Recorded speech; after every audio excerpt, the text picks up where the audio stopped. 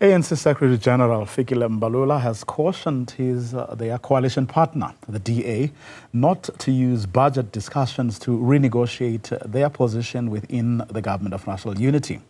He claims the party tried to strong-arm the ANC into reversing laws such as the Land Expropriation Act and the National Health Insurance. ANC Chief Whip Mdumiseni Ntuli joins us now for a discussion on this and other matters. A very good evening to you, Chief Whip. Thank you very much for your time. Really appreciate it. This is what I just read is what the Secretary General of the party told journalists today. Good evening, Vuyo, and good evening to the viewers at home. Yes, of course. I think the SGO is quite correct. The budget has been presented now, which is a national budget. It's not a budget of any political party. It's a national budget presented on behalf of the executive, and it's before us now as Parliament. And the discussion has already started within and among political parties about our own understanding of the budget and what needs to be done to ensure that we prioritize our work towards the passing of the budget. So from the ANC's point of view, we are very comfortable that unlike what would have been knee-jerk reactions on the day when the budget was presented, we now as a possibility as Parliament and as parliamentarians to interrogate the budget and to see to it whether or not there were any other options other than what the Minister of Finance has proposed. But weren't you perhaps, and I'm picking up on a couple of things that you've just said in those opening remarks, weren't you perhaps too comfortable to the point that what happened in February when the budget was initially meant to be presented, and then what happened precisely because you were perhaps too comfortable? In other words, you didn't perhaps engage, especially with your biggest partner in the form of the DA ahead of the presentation of the budget. There were engagements that, the budget was discussed, we were told, on 2 occasions by Cabinet, including the date which it was meant to be presented in February. And the understanding that had developed among Cabinet members was that there was an emergence of a broad consensus around what should constitute the priorities on the budget. The only issue that became a major problem was the then proposed 2% VAT. But I would agree with you that now that we're in this new terrain, there are lessons we've acquired out of this process as the African National Congress. And it's perfectly clear that the way in which we have been handling discussions and processes towards approval of any legislation, including the budget, has got to be reviewed to take into account the new conditions we find ourselves now, which essentially means availing more time and space for a robust engagement, especially on areas where there may be areas of divergence between and among political parties who are in the GNU, but I also think in Parliament in general. Well, speaking of lessons, the Finance Minister tells a breakfast meeting this morning that the 2% VAT increase was his decision and his alone. Well, that would be expected. Look at the law, Vuyo. The law requires that the minister must, having taken into account a number of factors, determine the budget of the country. And of course, that determination will involve certain processes, which would be to engage with the President and ultimately to engage with the Cabinet. And of course, if the minister, as it was the case, he was convinced that the best way for the country to overcome or to respond to the pressing challenges, which he outlined in the budget on Wednesday, was for him to increase the VAT to a 2%. Surely you would have made that determination. And I don't think that There's nothing wrong with that. In terms of the law, he has as a primary responsibility the task to work on the budget of the country and present it before cabinet and the nation for the discussion that is currently taking place now. But for a decision that's as far-reaching and as fundamental as this one has been, or was going to be, perhaps I should say, do you not think that he ought to have consulted? I mean, you have, as a party, an economic transformation committee, which grapples with some of these issues. Not too long ago, I was speaking to the Minister of Electricity about the tariffs that ESCOM wanted.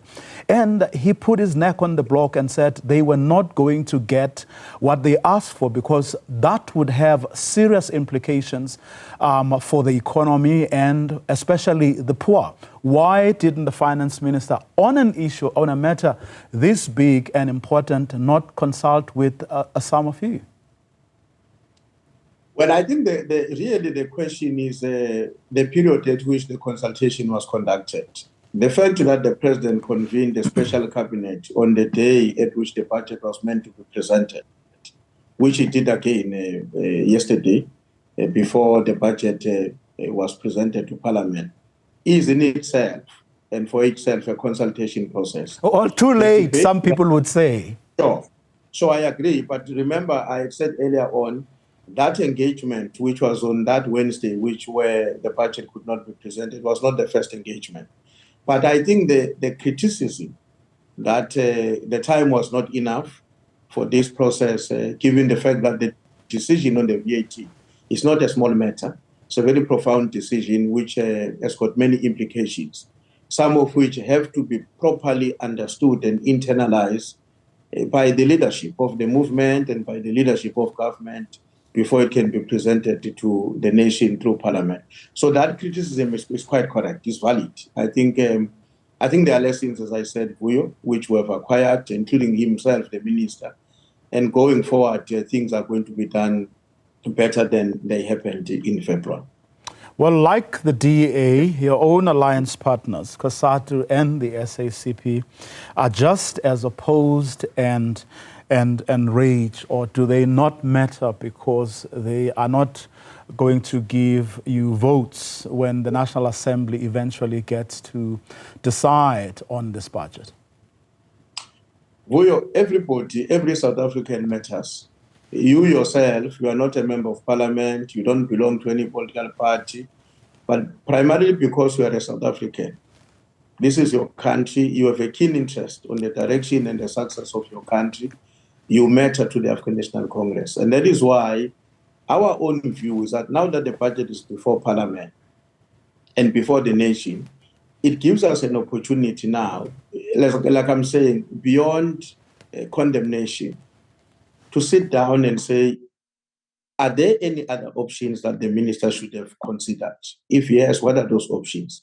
To what extent will those options provide the revenue which the 0.5% is likely to generate in order to fund the pressures that the minister has outlined in the country?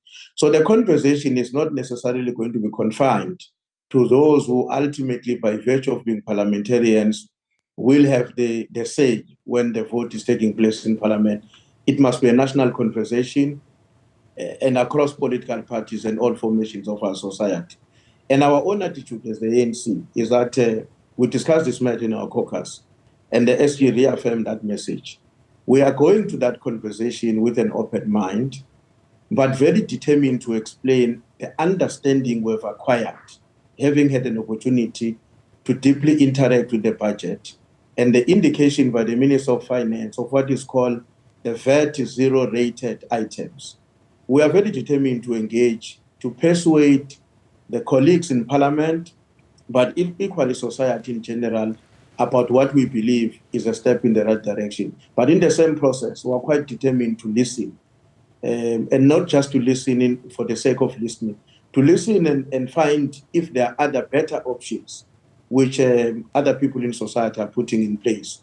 As long as they will help us to generate for 2025 the resources that are required for us to keep the teachers at school, for us to ensure that we deal with the crisis that we're facing within the health sector, where so many employees could not be replaced over the past 2 years, let alone the unemployed doctors who are on the street day and night because the system has not been able to absorb them.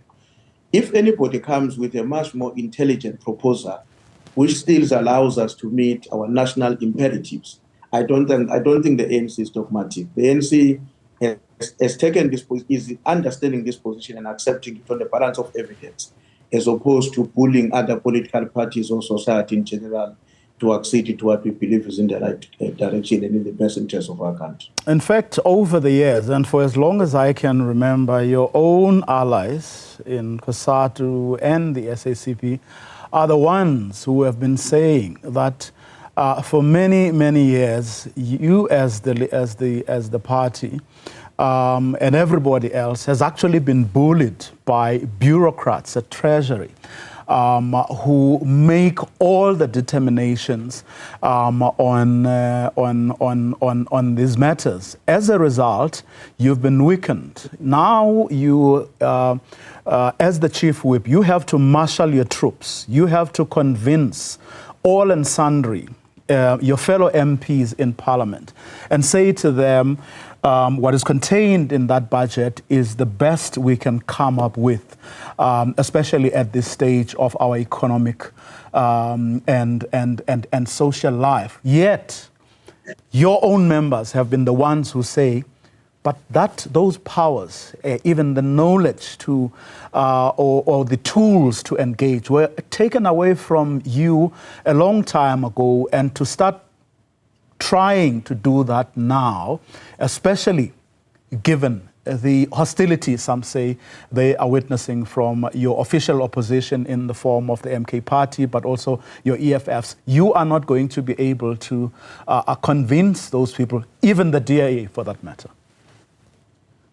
Well, I'm quite confident that whatever the existing differences at the moment between and among political parties represented in Parliament, the binding principle, and I would imagine the binding commitment for all of us, is that we've got these national pledges that we must respond to, which I've indicated. And the central question that we're going to have to be contending with is, what are the revenue streams the country has which can be exploited in order to meet the national imperatives?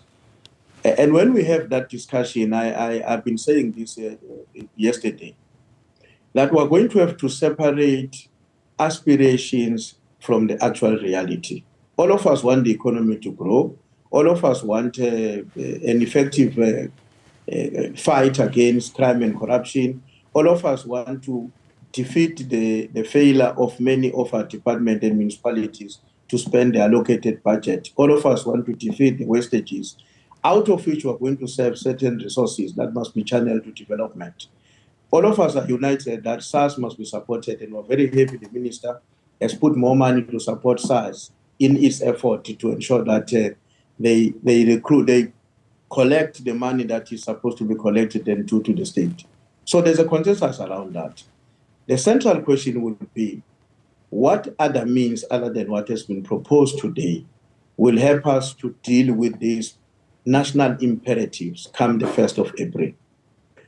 Because these other initiatives that I've referred to, important as they are, and they need to be pursued diligently by the democratic state, but many of them are not going to be in a position to generate the required resources with immediate effect. And yet our challenges cannot be postponed to next year. They cannot be postponed to the year after next. We have to deal with them today. So my own attitude, I've already started engaging with some of the chief whips, and all I've been saying to them is that, colleagues, we are inviting you into a journey to reflect on the budget, but with an intention to respond to the concrete reality that South Africans are facing. And we're very happy, I want to just conclude by this point, that we're very happy that the basket of the zero-rated items is going to be increased, which means that the basics that people require for them to keep their lives going on, for their food and all these other things that are going to be zero-rated, are going to be allowing them to be cushioned from what might otherwise be an impact of the VAT. So from the ANC's point of view, as I said earlier on, we want to engage, but here is a proposal on the table from the cabinet. Are there alternatives? To what extent can they solve the problem with immediate effect? That's where the conversation in our view has got to be centered. Mdumiseni Ntuli, thank you very much for your time. He's the chief whip of the biggest party in parliament. He, of course, has that responsibility of marshalling the ANC troops during these uncharted territorial waters.